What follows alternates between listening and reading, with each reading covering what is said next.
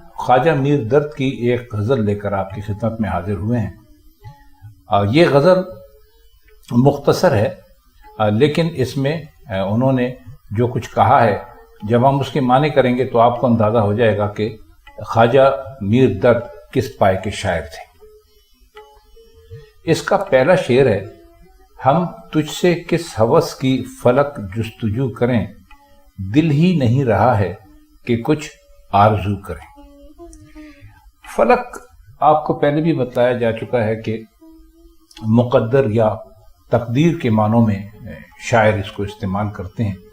اور ہوس کا مطلب ہوتا ہے کسی چیز کو پا لینے کی آرزو کرنا۔ ہمارے ہاں ہوس کا مطلب صرف برے معنوں میں ہی لیا جاتا ہے، لیکن چونکہ کسی چیز کو بہت زیادہ پانے کی بہت زیادہ خواہش کرنے کو ہوس کہتے ہیں تو یوں بھی ٹھیک ہے۔ تو وہ یہ کہتے ہیں کہ اس شعر میں اور کوئی خاص مشکل لفظ ہے نہیں، تو ہم اس کی معنی کرنے کی کوشش کرتے ہیں۔ تو ان کے کہنے کا مطلب یہ ہے، وہ اپنی تقدیر سے یہ سوال کر رہے ہیں کہ میرے مقدر، جب انسان کسی چیز کو مانگنا شروع کرتا ہے تو سب سے پہلے اس کی خواہش اس کے دل میں پیدا ہوتی ہے۔ تو وہ فرماتے ہیں کہ ہم پر اتنے دکھ آئے، ہم نے اتنی تکلیفیں سہیں، ہم اتنے رنج اور غم سے گزرے کہ ایسا لگتا ہے کہ اب ہمارے پاس دل رہا ہی نہیں ہے۔ اور جب ہمارے پاس دل نہیں رہا تو ہم کس چیز کی آرزو کریں، ہم کیا چیز مانگیں؟ کیونکہ آپ اچھی طرح جانتے ہیں خواتین و حضرات کہ دل وہ مقام ہے جہاں پر انسان کی کوئی خواہش بیدار ہوتی ہے۔ شاعری کے حوالے سے ہم بات کرتے ہیں، ویسے اگر آپ اس کو دوسری طرح لیں تو ہر چیز کا جو منبع ہے وہ دماغ ہے، دماغ میں پیدا ہوتی ہے، لیکن چونکہ کہا یہ جاتا ہے کہ خواہشات کا جو مرکز ہے وہ انسان کا دل ہوتا ہے۔ تو وہ یہ فرما رہے ہیں اپنے اس شعر میں اپنی تقدیر سے کہ بھائی اب ہم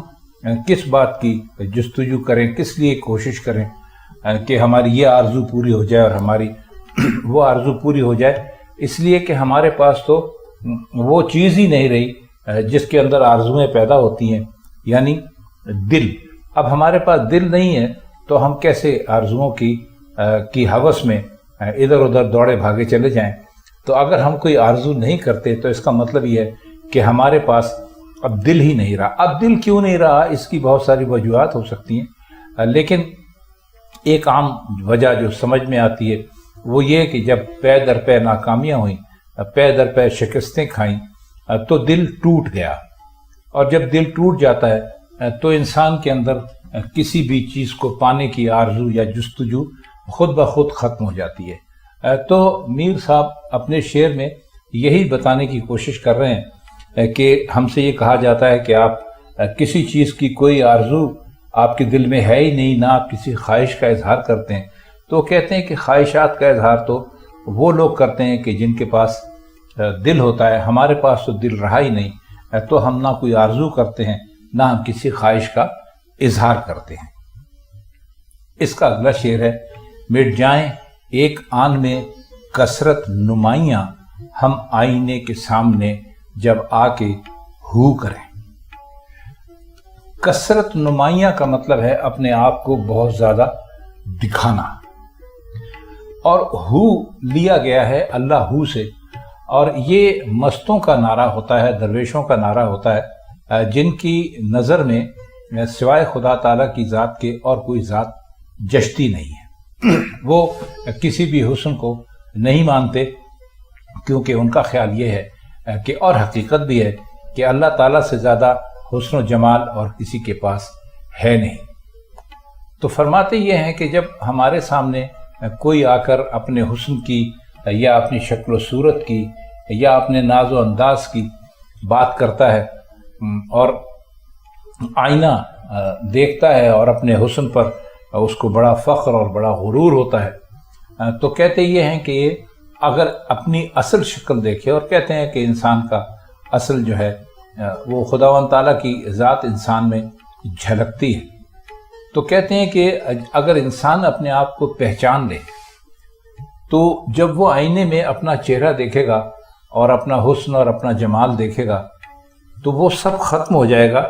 جیسے ہی کہ وہ خدا کو یاد کرے گا۔ یہاں ہو سے مطلب ہے اللہ کو یاد کرنا۔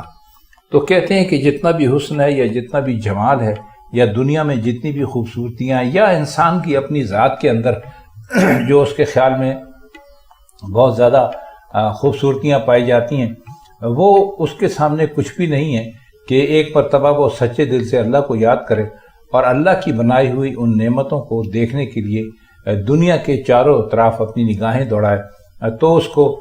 جو یہ کثرت نمائی ہے، یعنی اپنے آپ کو بہت زیادہ دکھانے کا شوق ہے، یہ سارا اس کا ختم ہو جائے گا، اس لیے کہ خدا کی ذات سے زیادہ اور کوئی بھی حسین و جمیل نہیں ہے۔ اس کا تیسرا شعر ہے، اور یہ شعر بہت مشہور ہے، آپ نے اکثر اس کو سنا بھی ہوگا اور پڑھا بھی ہوگا۔ یہ تو ایک طرح کی کہنا چاہیے کہ اب ایک مثال بن چکا ہے۔ تر دامنی پہ شیخ ہماری نہ جائیو، دامن نچوڑ دیں تو فرشتے وضو کریں۔ اب اس شعر میں وہ تر دامنی کا مطلب ہوتا ہے آپ کا دامن بھیگا ہوا، لیکن یہ لغت کے معنی ہیں۔ تر دامنی سے اصل میں کہنا وہ یہ چاہتے ہیں کہ گناہوں سے ہمارا دامن جو ہے وہ تر ہو چکا ہے۔ مطلب یہ کہ ہم نے اتنے گناہ کیے ہیں کہ ہمارا جو دامن ہے وہ ان گناہوں سے بھرا ہوا ہے، بھیگا ہوا ہے۔ اور شیخ آپ جانتے ہیں کہ ایک استعارہ ہے، ایک اشارہ ہے جو شیخ اس کے لیے کہا جاتا ہے نیک آدمی کے لیے، یا زاہد، وہ بھی آپ نے سنا ہوگا۔ تو شعراء کی اکثر شیخوں سے اور ان زاہدوں سے ہمیشہ لگتی نہیں ہے، ایک دوسرے کے خلاف ہی یہ دکھائی دیتے ہیں شعروں میں۔ ہم نے کسی شیخ یا زاہد کا شعر تو نہیں پڑھا، یہ یک طرفہ شکایات ہیں جو کہ شعراء اکثر و بیشتر شیخوں سے یا زاہدوں سے کرتے رہتے ہیں۔ مطلب یہ کہ نیک لوگوں کے ساتھ وہ اپنا موازنہ ذرا طنزیہ انداز میں کرتے ہیں۔ فرماتے وہ یہ ہے کہ بظاہر تو ہمارا جو وجود ہے وہ گناہوں میں ڈوبا ہوا ہے، ہمارا جو دامن ہے وہ آپ کو گناہوں سے تر نظر آتا ہے، بھیگا ہوا نظر آتا ہے، لیکن ایسا نہیں ہے۔ ہم اتنے گناہگار ہونے کے باوجود بھی ہماری اللہ کی بارگاہ میں وہ حیثیت ہے کہ اگر ہم اپنا دامن نچوڑیں تو اس سے جو پانی نکلے گا اس سے فرشتے وضو کر سکتے ہیں۔ اب ظاہر ہے کہ فرشتہ اپنی ذات میں ایک پاک چیز ہے اور وضو پاک ہونے کے لیے کیا جاتا ہے۔ تو فرما یہ رہے ہیں کہ شیخ صاحب آپ ہمارے ظاہری حال پر نہ جائیں، آپ ہمیں بہت گناہگار سمجھتے ہیں، لیکن ہماری حیثیت ایسی ہے کہ یہ ہمارا دامن جو ہے بے شک گناہوں سے بھرا ہوا ہے، گناہوں سے تر ہے، لیکن اس کے باوجود بھی ہماری کچھ نہ کچھ وقت، کچھ نہ کچھ عزت، کچھ نہ کچھ شرف اللہ کی نظر میں ہے۔ اور ایسا ہے کہ یہ جو آپ کو ہمارا دامن گناہوں سے تر نظر آتا ہے، یہ ایسا ہے نہیں، ہم اندر سے بہت پاک اور صاف ہیں۔ شعر ہے، سرتا قدم زبان ہے جو شمع گو کہ ہم پر یہ کہاں مجال جو کچھ گفتگو کرے۔ سرتا قدم کا مطلب یہ ہے سر سے لے کر پیر تک، اور زبان کا مطلب آپ جانتے ہیں، اور جو کہتے ہیں کی طرح۔ فرماتے یہ ہیں، اور مجال کہتے ہیں جرأت کو یا ہمت کو۔ فرمائے رہے ہیں کہ جیسے کہ ایک شمع ہوتی ہے، اس کے علاوہ کچھ نہیں ہوتی، جس کا کام جلنا ہوتا ہے۔ آپ اس کو اوپر سے نیچے تک دیکھ لیجئے یا نیچے سے اوپر تک دیکھ لیجئے، وہ شمع ہوتی ہے۔ تو کہتے ہیں کہ ہم اگر بات کریں تو ہم ایسے ہیں کہ جیسے ہمارا پورا وجود ایک زبان ہے۔ ظاہر ہے کہ ایک چھوٹی سی زبان سے آپ بے شمار باتیں کرتے ہیں، بے شمار باتیں کر سکتے ہیں، لیکن جو زبان جو شخصیت سر سے لے کر پیر تک زبان ہو، تو ظاہر ہے کہ اس کی زبان بہت بڑی ہوگی، وہ بہت زیادہ باتیں کر سکے گا، وہ بہت زیادہ اپنی بات سمجھا سکے گا۔ تو کہتے ہیں لیکن مسئلہ یہ ہے کہ ہماری جرأت نہیں ہے کہ ہم بات کر سکیں۔ اب اس کو مختلف معنوں میں لیا جا سکتا ہے۔ آپ کہہ سکتے ہیں کہ انسان شکوہ نہیں کر سکتا اپنے محبوب کے سامنے، محبوب کتنی ہی ظلم کیوں نہ کرے، تو کہتے ہیں کہ گو کہ اگر ہم بات کرنے پر آئیں تو جیسے شمع اوپر سے نیچے تک شمع ہوتی ہے، اس کا کام جلنا ہی ہوتا ہے، اس کے علاوہ دوسرا کوئی کام نہیں ہوتا۔ تو ہمارا بھی سر سے پیر تک یہ عالم ہے کہ ہم سر سے پیر تک زبان ہے۔ اب سر سے پیر تک زبان کا کیا مطلب ہوا؟ سر سے پیر تک زبان کا مطلب یہ ہوا کہ ہم بے حد زیادہ گفتگو کر سکتے، زیادہ سے زیادہ بول سکتے ہیں، زیادہ سے زیادہ اپنی بات سمجھا سکتے ہیں، لیکن ہمارے ساتھ مسئلہ یہ ہے کہ جب ہم حسن کی بارگاہ میں پہنچتے ہیں تو ہماری ہمت جواب دے جاتی ہے، ہم بات کرنے کے قابل ہی نہیں رہتے، ہمارے اندر سے وہ ساری جرت اور وہ ساری حوصلہ اور وہ سارا ولولہ ختم ہو جاتا ہے۔ تو ہم یہ ضرور ہے کہ ہمیں اگر کوئی دکھ پہنچتا ہے، تکلیف پہنچتی ہے، اس شمع کی طرح جو جلتی رہتی ہے، لیکن اور ہم بولنے کی صلاحیت بھی رکھتے ہیں، لیکن جب ہم ان کے سامنے پہنچتے ہیں تو ہماری ساری کی ساری صلاحیت دھری کی دھری رہ جاتی ہے اور ہم کوئی بات کرنے کے قابل نہیں رہتے۔ اگلا شعر دیکھ لیجئے، ہر چند آئینہ ہوں پر اتنا ہوں نا قبول، منہ پھیر لے وہ جس کے مجھے روبرو کریں۔ ہر چند کا مطلب ہے کہ اگرچہ، اور ناقبول کا مطلب ہے ناپسندیدہ، جس کو پسند نہ کیا جائے۔ روبرو کا مطلب ہوتا ہے آمنے سامنے، یعنی چہرہ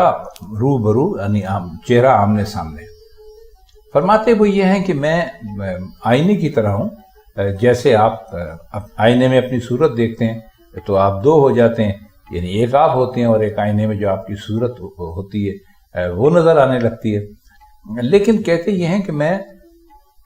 ایک آئینے کی طرح ضرور ہوں، لیکن جب آئینے میں تو انسان اپنی شکل دیکھتے ہیں اور اپنے بارے میں اس کو اپنے چہرے کو بناتے ہیں، سنوارتے ہیں، یا حسن پر ناز کرتے ہیں، کچھ بھی کرتے ہیں، لیکن وہ کہتے ہیں کہ میں ایک آئینے کی طرح ہوں، بہت صاف ستھری میری ہستی ہے، بہت شفاف ہوں، لیکن اس کے باوجود بھی میں قابل قبول نہیں ہوں، یعنی یہ دنیا مجھے قبول نہیں کرتی، میرے سامنے جب کوئی بھی آتا ہے وہ منہ پھیر لیتا ہے مجھ سے۔ اب اس میں انہوں نے یا تو یہ کہنے کی کوشش کی ہے کہ میں بہت کھرا اور سچا آدمی ہوں اور یہ دنیا جو ہے وہ ایسے لوگوں کو پسند نہیں کرتی، دنیا خوش آمدی لوگوں کو یا چاپلوس لوگوں کو پسند کرتی ہے، تو بتانے کی وہ یہی کوشش کر رہے ہیں کہ میں چونکہ ایک بہت ہی کھرا اور بہت ہی سچا آدمی ہوں اور میں کسی کی لگی لپٹی نہیں رکھتا اور میں ایک آئینے کی طرح ہوں، لیکن میرے سامنے جو بھی آتا ہے، بجائے اس کے کہ آئینہ جب آپ کے سامنے ہوتا ہے تو آپ آئینے میں خود کو زیادہ سے زیادہ دیکھنے کی کوشش کرتے ہیں، تو وہ کہتے ہیں کہ میرا معاملہ اس کے بالکل الٹ ہے۔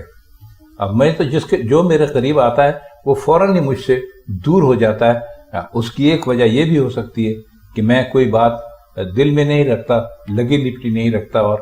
صاف صاف بات کرتا ہوں، اس لیے گو کہ میں ایک آئینے کی طرح ہوں جس میں لوگ اپنا چہرہ دیکھ سکتے ہیں، لیکن مجھے پسند نہیں کیا جاتا۔ اگلا شعر ہے، نئے گل کو ہے ثبات نہ ہم کو ہے اعتبار، کس بات پر چمن ہوا سے رنگ و بو کریں۔ نئے گل کو ہے ثبات کا مطلب ہے، نئے کا مطلب ہے نہ تو، یہاں پر آپ اس کو ایسے لیجئے گا، نہ تو۔ ثبات کا مطلب ہوتا ہے قائم رہنا، موجود رہنا، اور ہوا سے رنگ و بو کا مطلب ہے کہ ویسے تو رنگ و بو آپ جانتے ہیں، یعنی خوشبو اور رنگ اس کے لیے کہا جاتا ہے۔ چمن دنیا کے معنوں میں کہا ہے، ہوس کے معنی ابھی ہم آپ کو اوپر بتلا چکے ہیں۔ فرماتے یہ ہیں کہ یہ جو دنیا ہے اس کو کسی صورت بھی ثبات نہیں ہے، اس میں کوئی چیز بھی ہمیشہ رہنے کے لیے نہیں بنی، ہر چیز اس کی ایک نہ ایک دن ختم ہو جاتی ہے، اور ہم کو بھی اس کا اعتبار نہیں ہے۔ تو پھر ہم اس دنیا کی آرزو زیادہ سے زیادہ کیوں کریں کہ بھائی ہمیں یہ بھی مل جائے، ہمیں وہ بھی مل جائے۔ ہمیں جو کچھ بھی ملے گا وہ ظاہر ہے کہ ہمارے پاس رہے گا تو نہیں، کیونکہ دنیا کی ہر چیز مٹنے کے لیے بنی ہے، اور نہ تو ان چیزوں کو ہمیشہ رہنے کے لیے بنایا گیا ہے، اور نہ ہی ہمیں دنیا کا کوئی اعتبار ہے۔ تو پھر ہم اس دنیا کو زیادہ سے زیادہ پانے کے لیے کیوں ہوس کریں، کیوں اپنی خواہشات کو بڑھاتے رہیں، کیوں ہم دنیا کے پیچھے دوڑیں، جبکہ ہم جانتے ہیں کہ دو چیزیں ہیں، ایک تو دنیا کبھی باقی نہیں رہے گی، اس کی چیزیں جو ہیں ان کو کبھی ثبات نہیں ہے، وہ اپنی جگہ پر کبھی قائم نہیں رہیں گی۔ آج جو چیز بہت اچھی ہے کل بری ہوگی، پرسوں فنا ہو جائے گی۔ تو ہم کس بات پر یہ اس چمن کی جو رنگ اور بو ہیں، یہ جو دنیا ہے، اس کو پا لینے کی آرزو کرتے رہیں۔ آخری شعر ہے اپنی یہ صلاح کہ سب زاہدان شہر، اے درد آ کے بیت دست صبو کرے۔ صلاح کا مطلب یہ ہے کہ مشورہ، اور زاہدان جمع ہے زاہد کی، اور زاہد کہتے ہیں عبادات کرنے والے کو، عبادت گزار آدمی کو، اور بیت کہتے ہیں کسی کے پیچھے چلنے کے لیے کوئی عہد یا کوئی وعدہ کرنے کو، اور صبو کہتے ہیں شراب کے جام کو۔ اب وہ کہتے یہ ہے کہ میں تو یہ مشورہ دے سکتا ہوں کہ یہ شہر میں جتنے بھی نیک لوگ ہیں یہ آئیں اور جو شراب کا جام ہے اس کی بیعت کریں، یعنی اس کو شراب پینا شروع کر دیں۔ اب اس کے معنی میں اگر آپ لیجئے، ان معنوں میں سیدھے مطلب تو یہ ہے کہ خواجہ میر درد جو ہے وہ شراب پینے کا مشورہ لوگوں کو دے رہے ہیں، اور عام لوگوں کو نہیں دے رہے ہیں بلکہ عبادت گزار لوگوں سے کہہ رہے ہیں کہ بھئی آپ آئیے اور جو یہ صبح ہے اس کے ہاتھ پر آپ بیعت کیجئے، یعنی شراب پینے کا تہیہ کر لیجئے۔ لیکن دراصل بات یہ ہے نہیں۔ ہم نے آپ کو شروع میں بتایا کہ خواجہ میر درد اپنی ذاتی زندگی میں بھی بہت نیک انسان تھے، اور ان کا جو کلام ہے بیشتر وہ ایسا نہیں ہے جیسے کہ عام آپ کو عشق مجازی والے شاعروں کا کلام ملتا ہے، تو ان کے اس قسم کے اشعار جو ہیں ان میں اشارے ہیں۔ تو وہ فرما یہ رہے ہیں اس کے اندر کہ وہ لوگ جو بہت عبادت گزار ہیں، جو ہر وقت اللہ کو یاد کرتے ہیں، رات اور دن اس کی فکر میں اس کو راضی کرنے کے لیے لگے رہتے ہیں، تو یہاں پر یہ جو دست صبح ہے، یعنی جو جام کا ہاتھ ہے، اس سے مراد شراب کا وہ جام نہیں ہے جسے میں اور آپ جانتے ہیں، جسے عام طور پہ شراب کہا جاتا ہے۔ فرما وہ یہ رہے ہیں کہ ہمارا مشورہ یہ ہے کہ آپ جو سچ ہے، جو حق ہے، اس کا جو جام ہے، آپ آ کے اس کی بیعت کیجیے۔ مطلب یہ کہ آپ نام نہاد ایک طرح سے بہت لوگوں میں مشہور ہے کہ بھئی یہ آدمی بہت نیک ہے، بہت پرہیزگار ہے، بہت نیکیاں کرتا ہے، لیکن یہ کہتے ہیں کہ اس کے باوجود بھی میرا مشورہ یہی ہے کہ آپ آئیے اور آ کر جو حق کا جام ہے، جو حقیقت کی شراب ہے، اس کے آپ ہاتھ پر آ کر بیعت کیجیے۔ اب یہ ہاتھ پر بیعت کرنے کا کیا مطلب ہوتا ہے؟ یہ پرانے زمانے سے چلا آ رہا ہے سلسلہ کہ جس کی بیعت کی جاتی تھی وہ اپنا ہاتھ آگے کر دیتا تھا، تو یا تو لوگ اس کے ہاتھ کو چومتے تھے، آنکھوں سے لگاتے تھے، پیشانی سے لگاتے تھے، اس کا مطلب ہوتا تھا کہ وہ جو کچھ بھی کہے گا وہ اس کو مانیں گے، اس کے پیچھے چلیں گے، یا پھر وہ اس کے ہاتھ پر ہاتھ رکھ دیتے تھے۔ تو اس سے یہ تصور کر لیا جاتا تھا کہ یہ ان کا مقلد رہے گا، ان کے پیچھے چلے گا، یہ جو کچھ بھی کہیں گے اس سے منہ نہیں پھیرے گا، تو وہ اس کو بیعت دست کہتے تھے، یعنی ہاتھ کے اوپر وعدہ کرنا۔ تو وہ اپنے اس شعر میں یہی فرمانے کی کوشش کر رہے ہیں کہ میں آپ سب کو یہ مشورہ دیتا ہوں کہ آپ آ کر جو حقیقت کا جام ہے اس کے ہاتھ اس پر آ کے آپ بیعت کیجئے، یعنی آپ حقیقت کا راستہ اپنا لیجئے۔ اور یہ عبادات جس کے لیے آپ بہت مشہور ہیں، یہ ہمیں تو لگتا ہے کہ دکھاوے کی ہیں، لیکن جب آپ سچ کے راستے پر چلنا شروع کریں گے، حق کے راستے پر چلنا شروع کریں گے، اور حق کے اور سچ کے راستے میں ہمیشہ کانٹے ہوتے ہیں، تب آپ کو احساس ہوگا، تب آپ کو ہمارا مشورہ جو ہے وہ لگے گا کہ زیادہ بہتر تھا۔ تو فرماتے ہیں ہم تو اس راستے پر ہیں، ہم آپ سب لوگوں کو بھی بلاتے ہیں کہ آپ بھی آئیے، اسی راستے پر چلیے، اور جو حق کا بیعت دست ہے وہ آپ چوم لیجئے، یعنی جو صبح ہے، جو ساغر ہے، جو جام ہے حق کی شراب کا، آپ اس کی بیعت کر لیجئے۔